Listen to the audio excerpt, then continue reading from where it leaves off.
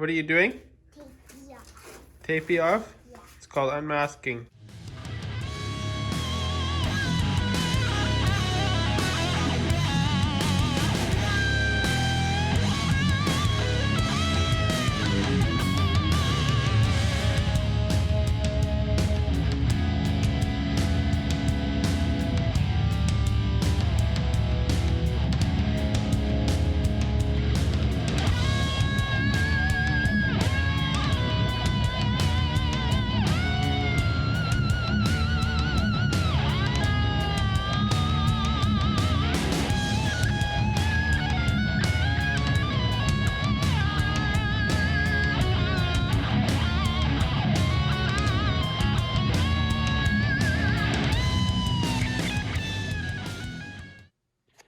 I had a bit of an issue with the front end on this car.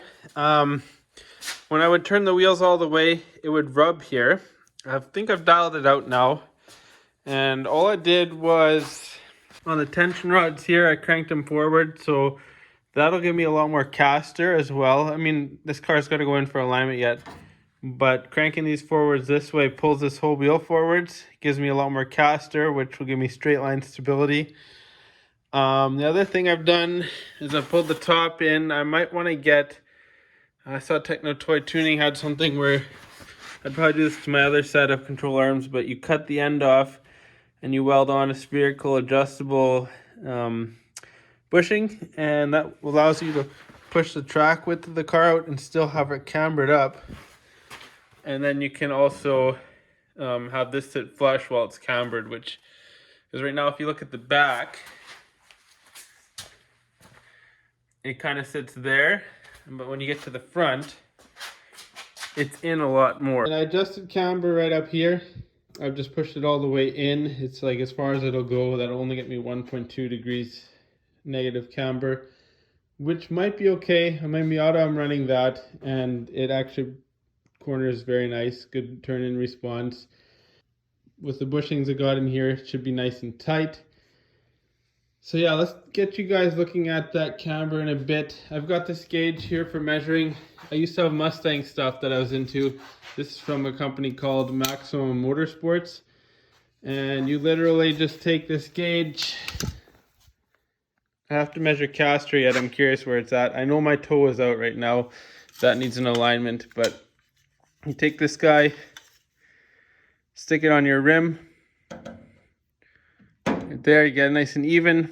And then you turn this dial right here. And each turnout is, would that go, half a degree or a degree? I gotta go look at the instructions to confirm it, but you can actually measure your camber that way. And you put it on there. Another way to get caster. So I gotta learn how to do caster. Yep, I love those tires. Thank you, Tony, for hooking me up with them. They look good on this car. They are the right thing for it. I just completed the caster check, and where it's set now to get the gap forward, I got about 4.5 degrees of positive caster, which is pretty close to the 5 or so that I was aiming for. So that's awesome. Basically what you do is with this gauge, you have the wheels steered all the way forward. You get this guy leveled on there. Then you dial this in so this bubble reads neutral or right to 0, and then you've zeroed it out. Then you turn the wheels 20 degrees the other way, and you put it back on your mark, and you turn this dial, and that gets me about the 4.5 degrees of positive caster. So yeah, that's cool. The next thing I gotta do is I'm gonna have to do clearancing on this once I get the front end mocked up, because I want to make sure that spoiler might push the fenders out a little bit, which will help with getting the tire clearance we need. Yeah, so what did they say? Something like you can go up to 8 degrees positive caster. And caster really, like I said before, when you're going a straight line, you get a lot more stability out of it. I think S2000s run 5 to 8. They're a good handling car. I've dialed my Miata in with quite a bit as well. I like to have a good handling car on the street. And I've raced that car in autocross. So I would like to see 4 to 5 degrees caster out of this thing at least. So, and then I think when you go over 8 degrees, you lose, it does the opposite and you start getting tire wear, but it also aids in the cornering of the car. When you got the car going down hard into a corner, the car will, with the extra caster and the wheels turned, it actually cambers out a little bit more on the wheel that has the most weight on it from the research I've done. So caster is important. I will show you guys something else here. So if you look at the front of the car here, you can actually see the tires are a bit cambered in at this point. So negative camber means they're sitting like this. I'm exaggerating it, but you get the idea. And that will actually make a big improvement on handling already. And toe is a hard one to set, but it's also one that is very critical for handling in tire wear and turn in. So that'll be important to set that as well where I want it to be. But I think toe out will give you good turn in. It will also get a little squirmy on the road. I've been reading on A86 Corollas, 0 degrees toe is actually really good for the car. Mustang I had a little bit toe out, and I think the Miata does as well. My next goal on this car, get this trunk done. I've got the jambs painted. I'd like to put the rubber weather strip in, get the fuel tank in there, do the seam sealer, and paint it. And I'll show you guys what I bought for product here. I've got this stuff here for seam sealer, Dominion Sure Seal. So that's what I'll be using. We've used some Sikaflex and other parts. I could get this at the local Napa Auto Parts. And I got a couple cans of trunk paint. And I went with gray. So we're not going to just lay this on. We're going to scuff it all up. But I'm going to try and get the seam sealer on tonight. Onto all the seams in here. So, like in these areas here, up in there, all these kind of seams. Then we'll cover it. Then we'll sand it the next day. I want to give it tonight to dry. So this is black. That may show up. I'm not sure. I might have to hit all the seam sealed edges with this 1 or 2 times before I hit the rest of the trunk. But if you notice, I got epoxy primer in there. That way I don't have to lay a black coat down. Plus, gray doesn't show up dirt as easy, and trunk's always a dirty space, right? So, I mean, I'll try and keep the car clean, but that'll help it stay cleaner. It'll contrast the battery, the trunk mats, the black fuel tank. I think the gray and black and blue will go really nice together. So that's what's happening now with this project. Let's get started. Seam sealer is done. I got it nice and thick in a couple areas where I had overlap welds. I did weld through primer in there, but I wanted to make sure that we were good there. And with the spatter paint on there, you will not see that. So it will look good. Here's second coat. I put it on there pretty thick, so it's taking a little longer than the 10 minutes to dry. And we're probably at 66 degrees Fahrenheit. And yeah. So it's got pretty good coverage at this point already. I'm going to give it one more coat. We'll give it 3 coats total.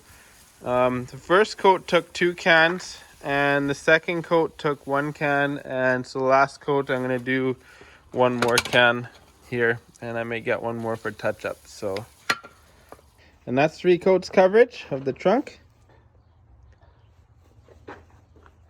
Hopefully this stuff is durable enough for what I want to use it for here. So I've done some research now and a little more reading, and there's a lot of mixed reviews. A lot of guys tend to say this spatter paint without a top coat, a clear coat, as soon as water hits it, like if you have a leak, and I'm going to be doing wet sanding, so we're probably going to get water in the trunk. As soon as you hit that with water, it'll turn into like a smear, muddy kind of compound. So what I did, I bought 2 cans of these. I soaked it real good. And this is the custom matte finish, and it's an acrylic enamel clear coat. So went with that for the trunk. I had considered more expensive options, a bed liner that is matched, and I really like the idea, but the thing is, I got to work with my budget as well. So this is what we got. And when I put the clear on there, it's still got the nice matte look to it. So really, guys, if you want to do this, that's what it's going to look like.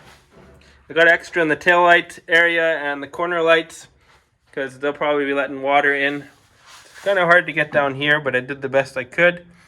We'll test too to confirm what I've read. Once you have water soaking on there, check that out. It comes right up. But now let's go here. Something fresh. Nothing there. So at the very least it'll make it more resistant, but this stuff right away turns to mud. So that I'm glad I did that, because most likely you can get water in the trunk. Yeah, instantly mud too. That's been sitting on there not long, so that makes me happy. Glad that worked out. Here's the part number for the trunk rubber. And installing it now. So what I've done is it had to be cut to length, and I've got my weather strip adhesive on here. Then I'm going to glue those two together, and then it should be on there to stay. This is the round 2. I put this one in first. It's full of garbage. Then I wanted to strain this, and that's what's left, and the liquid in here will actually be brown yet. So that's what all came out of this tank, and it's spotless in there. I wish I could get, oh, there you go. See that, guys? Spotless in there. It's just a little bit wet. It's drying. I actually took the leaf blower, blew that guy out, and yeah, so that was a good couple hours getting that thing clean inside. Now I can do what I actually want to do, is paint it. So here we go. So my gas tank is in really decent shape. Now we've got it cleaned out. It's nice inside. I'm thinking it's aluminized steel or something like that, because wherever it's chipped, and it's been chipped a while, there was no rust. So I kind of sanded just the chipped areas, feather edged them out. Next thing I do is just Scotch-Brite it, and then I'm going to epoxy prime this thing, and we'll hit it with Imron single stage gloss black. So that'll look good in the trunk. So when I'm putting in these plugs, I'm just putting some seam sealer in there, and then I'm putting this plug on top.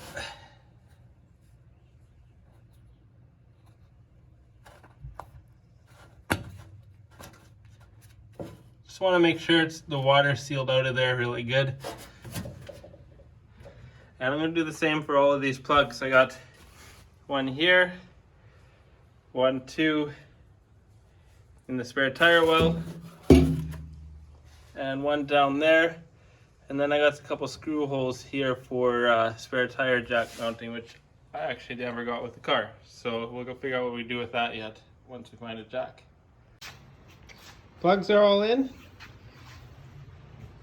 and I'm happy I have that one, because that's got to be a unique piece. That's where the fuel tank's drain is going to sit on. So the next thing I want to do is get the fuel tank in here. Probably just before that, I'm going to mount up top. There's supposed to be the evap hard lines, so I'll probably get that in there next. These are the evap hard lines. The nuts are still in there. Some of these hoses are new. That one's got to be replaced yet. This one's going to be replaced. I don't want anything fuel related to have old fuel lines, so we'll put new fuel lines on there. Gas tank install is done, except for right up here. I need a one-way valve. Mine was split, so I gotta find another one. I think Toyota still makes them. But what I've done, for those of you who haven't seen the earlier videos from way back, this is the charcoal canister. I made a bracket that shares the tank mounting bolts. Put a hole in the floor so it drains into the frame rail. Any extra fumes that this thing might miss. It's an old charcoal canister. I moved that out of the engine bay because of the engine bay shave that I've done, and then I've just zip tied some hoses up here, and this hose still runs to the engine bay, and it'll hook up to the intake, and then it's still got this recirculating tracker on there. It bolts down in through here, and we'll go to the back side of the tank here. So this one is fuel vent. Like when you fill your gas, it lets the air out of the tank through the fill hole. And this comes from evap canister, goes down through the factory hole, and these two are the where it sends fuel and then it returns fuel back to the tank. That's the fuel pump. So that tank is in there. Yeah, so here's the Miata battery tray I ordered from Moss Miata. The ground cable, I've welded a stud on here and that clamps down. I've got the vent tubes that'll go to the battery, and that will go through that grommet in the floor there. I ordered one of these. This is the check valve for the fuel vapor from the charcoal canister. It's a one-way, so it keeps the fuel out of the tank from going into the charcoal canister. I got the check valve installed right there, and I've coated on a piece of rubber just so it's not clanging around in there. A piece of hose actually slid right over it. So fuel system in the trunk is pretty much there. So I'm working in the interior. There's one thing I gotta get done before any wet sanding happens for the base and stuff like that. And that seam seal all the welding marks, all the floor joints. So like this floor joint here, seam seal it. Welding repairs, seam seal it. Do all that kind of stuff. I started with one of the plugs in here. I found two more there that I gotta do. Other bolts are for like seat belts and stuff. So I want to seam seal that. So we'll get that seam sealed. And once the car's painted, I want to put Dynamat in there. Get the big Dynamat kit. What does it have? 8 or 9 sheets. That should be enough. It says for what? A mid-sized car. That should be enough for my small car. So let's get the seam sealing done in this guy. Floor seam sealer is done. And messy work. But the most important thing this is doing when I go to wet sand this car before paint and there's no glass in here and water is getting in, there's no water seeping into weld areas where maybe there's a bit of an overlap and their paint didn't hit it. Weld through primers maybe burned off, you know. It keeps water out of those seams, keeps it from rusting. And I've thought about getting in the very bottom of this door. In there is a seam that puts the two halves together. With this stuff, it's kind of what I'd planned doing this whole project all along. But I'm going to spray cavity wax in there when I do the rocker panels after paint. And the idea with that is if I put seam sealer in here, it could block, or if I don't get it all the way down at the bottom of that crack, but I got to leave like holes open for the drain here so that the water still runs out. And it could, you know, mess with those drains. So I'm going to just spray cavity wax, a couple good coats on the bottom of the door, in the rockers. That'll happen after paint because that stuff's really gooey and doesn't dry. It's my birthday today and I got parts from Thailand. Pretty exciting. These will do well. It's for a race car and for a 73 Celica. This box is loaded. And so this is for this 73 Project Judith Ann, and this is Project Snake Charmer weather strip. So what we got is for the car, let's go through it. We'll go right here. A new hood release cable. I had to reuse my front brake caliper cylinders, a U-joint, so I got new cylinders, new mirror, brand new blinkers. I think your blinkers are the one that sit under the front bumper. And it came with bulbs, an antenna, a new washer tank with pump. And these are all the internal weather strips. And then we got, they go around the door frames. And then we got front and rear windscreen weather strips. We got, oh wait, that's a trunk weather strip. This is the front and rear windscreen weather strips. And this is the top windscreen, or not windscreen, these are 2 weather strips, seal the door glass to the roof. Dome light, these little button things that go into, when you close the door, it turns off the interior lights. Sway bar end links, I'd have a hard time finding those anywhere else. Then we got these guys here. They kind of seal off the quarter windows in the side of the door, heater core, grommet, a couple more clips and stuff for door panels, shifter ball for the 5-speed. I have 4-speed ones, but I needed a 5-speed. Clutch and brake pedals. This is cool. Toyota keys that are blanks. And these were window cranks, so brand new chrome parts. And these are all the internal and external felts and foams that go in the door. So it's time to do the hood. And when you get up and close in there, you can see I've circled a lot of issues. The other thing that is going to be fun, there's a little bit of an oil can here. It's just because it's a big flat panel from what I gather. And I will have to be very gentle block sanding. I've marked my center line. There's a very gradual peak here. That way I can fill up against there if I have to. And we'll try and keep that in place. So I got all the areas that I thought were most critical on this hood filled. And I'm guessing part of the oil can here, we'll zoom out a bit. Part of the oil can here comes from it being here. And I pulled it back a lot, the best I could. So we'll work this area. I'll try and get as perfect as I can. And I've just got the box on here because I've sent my hood latch out for zinc plating. And so nothing to hold it down flush. And then I've just taped the edges off because the fenders are pretty close to where they need to be on the tops. And the cowl is done. So we'll block this out. I gotta, like I said, really careful in this area here. But this already looks better than it did before. So the hood wasn't perfect, it wasn't awful, but it'll be nice when I'm done.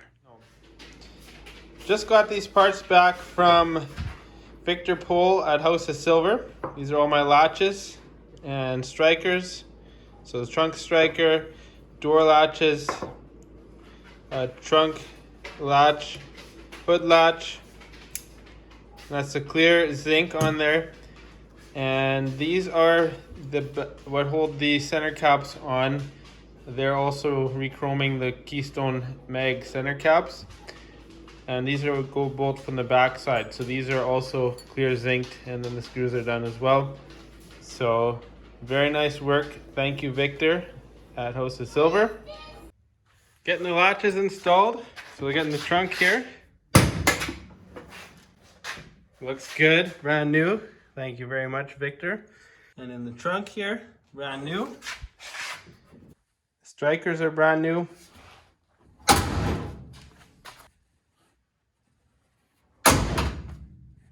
So how lightly can we close this guy? Not bad.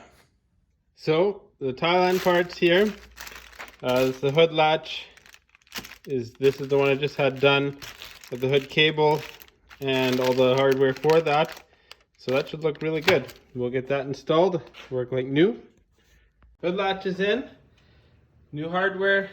I've lost this piece. I think it must have gone out trash with the old cable, not realizing I needed it. I thought I was done with the cable, so I made one out of a fender clip. It works quite well. You still get the movement out of it. Half the hood is done. Block sanding. Now I'm going to do the other side. And got the other side, passenger side, body filled up. Time to start sanding. Whole hood is sanded, block sanded, ready for primer. And I went over the roof one more time, did some more filling. Gonna prime that up. I got some high build primer for that. Still giving me some issues, but I think I got it close now. So yeah, this hood is done. And we're gonna be priming that next. I got the 2 cracks, one here and one there from mounting it on there. So the issue I did was I bolted to the fenders first, and then I bolted it after, and that just cracked it there. So I'm gonna grind those out, fill them, and be more cautious, I guess. Really, the last thing we got to do for major body work is cut this so I get my tire clearance. But that's pretty close. I want to get it painted yet this month. I think I may have shown this in the past, but here's the crack I was talking about in the spoiler. I'll show you how to find these cracks. So I know I got another one here. I saw it happen. It's hard to see there right now. So what I'm gonna do,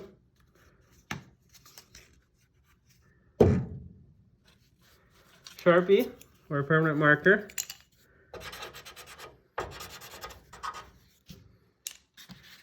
little bit of gun wash and a rag. And it should soak into there. Now you know where the crack is. You can grind that out, put your fiberglass filler in there, and you're good to roll. Working on tire clearance because these tires are pulled out farther. So I've moved this in. You can see where it would have hit otherwise before.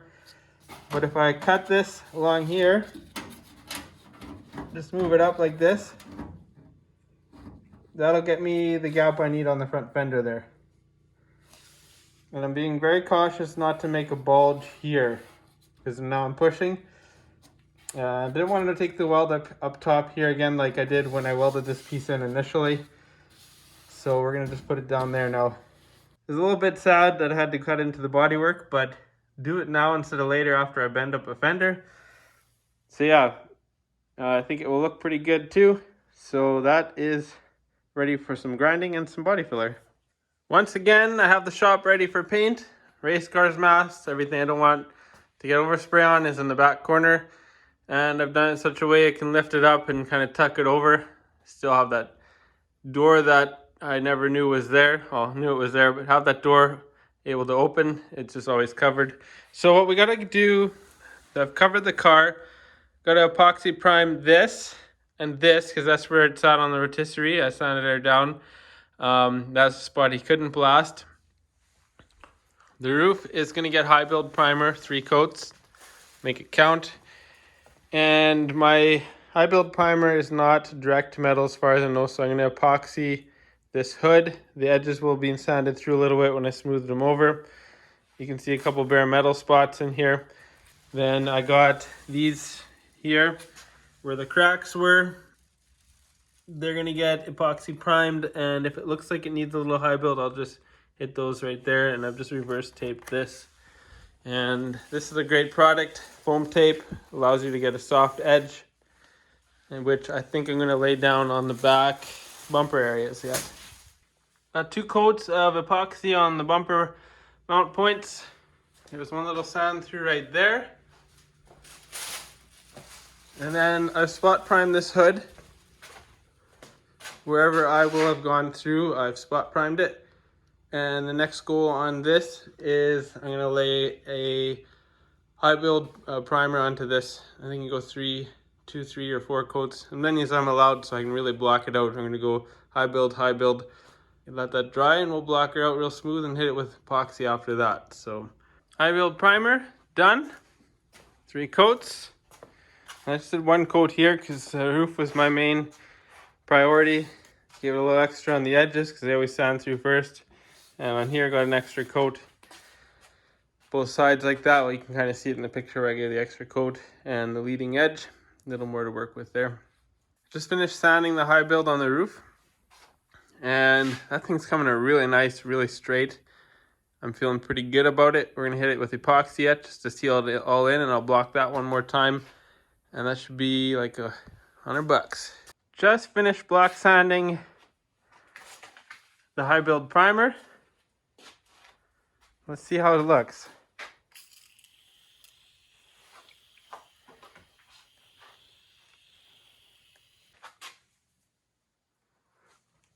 I think that'll be nice.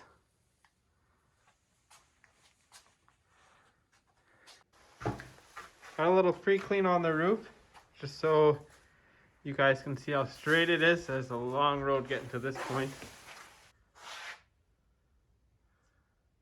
This is my Miata battery installed in the trunk, and we gotta hook power up yet, but there's also no wiring harness in the car at this point. But the battery's in, held down with a tie down that I built for it.